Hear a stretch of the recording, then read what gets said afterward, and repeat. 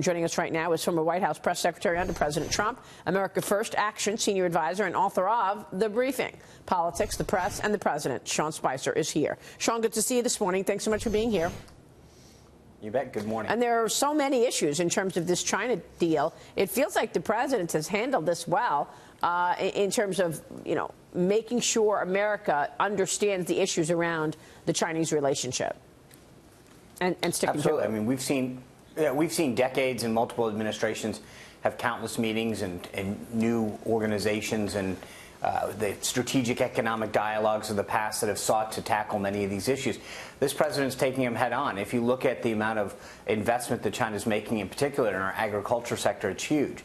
But as well as dealing with those other issues that you just mentioned, currency manipulation, intellectual property, tech transfer, those are all big issues in terms of market access and other barriers to access for U.S. companies into that growing market. So being able to tackle it in a constructive way that benefits U.S. manufacturers, service providers, and agricultural growers is a huge win for the United States.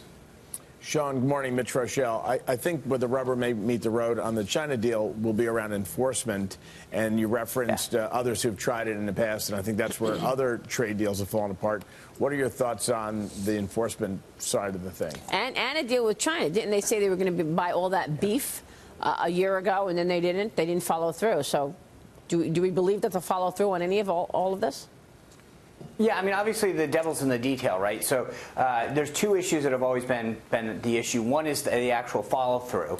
And then second, as Mitch brought up, the enforcement of other aspects of trade deals that have been made or commitments through memorandum of understanding. So they have been good about the investment in soybeans and other agricultural products. But I think that there needs to be a clear work plan with strict deadlines and points that can be met so that we can ensure that we're actually doing this. But I don't think that the president's going to agree to something that doesn't have those laid out in a very specific way. Obviously, these aren't the people at the negotiating table aren't new to this issue. They understand the past where we've fallen short on follow through and enforcement. Yeah. So those are going to be important aspects of whatever comes out of this deal. Yeah. What about this high stakes summit? We talked China. We're watching the president depart for Vietnam today for this upcoming meeting with North Korean leader Kim Jong-un. The two are set to meet this Thursday. That's just 8 months after that historic first summit in Singapore. President Trump outlined his expectations yesterday. Listen to this, Sean. I don't want to rush anybody. I just don't want testing. As long as there's no testing, we're happy.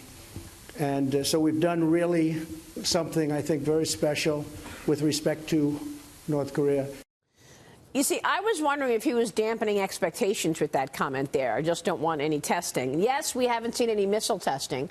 The president has moved the ball forward. But, while the president likes to talk about his personal relationship with Kim Jong-un, the truth is there's been no denuclearization, Sean.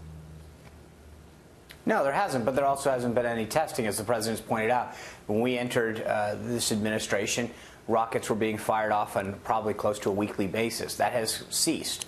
And I think that's a huge, not only good step, but I mean, we talk about China and enforcement. This has been something that we can look at and say, okay, there's actually been a pattern of behavior that has stopped. That's a positive thing. But denuclearizing that peninsula for the safety of not just the peninsula and the region, but for the entire world is a huge thing that we have to be very, very diligent about making sure comes out of that before there's any treaty or ending the armistice that dates back to 1953.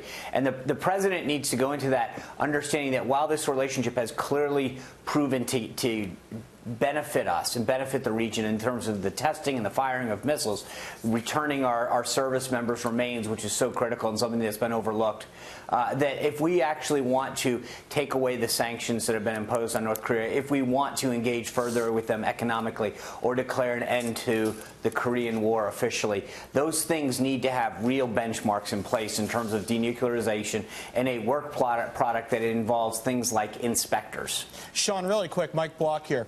How much do you think China is involved implicitly in the back channels ahead of these talks in Vietnam? Do you think that China is exerting pressure on North Korea in some way in terms of what's going to happen at this summit?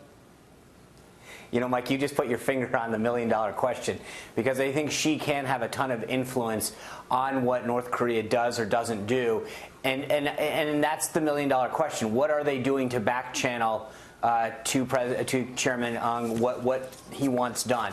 I think your point is well taken. I don't know that we know the answer to that at this point.